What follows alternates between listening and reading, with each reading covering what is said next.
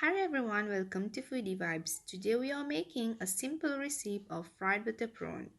Okay, let's start. In a medium wok, heat some oil for frying. I have here around 9 medium prawn which I have already cleaned and washed but did not remove the shell. We'll let fry both sides for 2 minutes, then remove.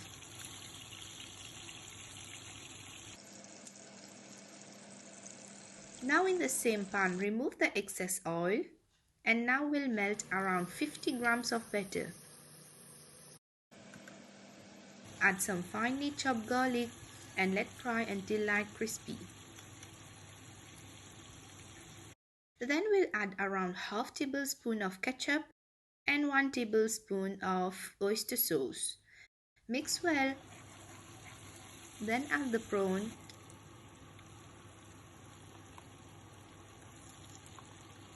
Keep mixing until all flavors blend together.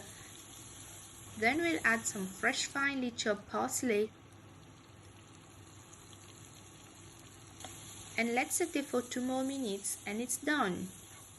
This is such an easy and quick recipe butter prawn, so juicy and ready to accompany any kind of dish.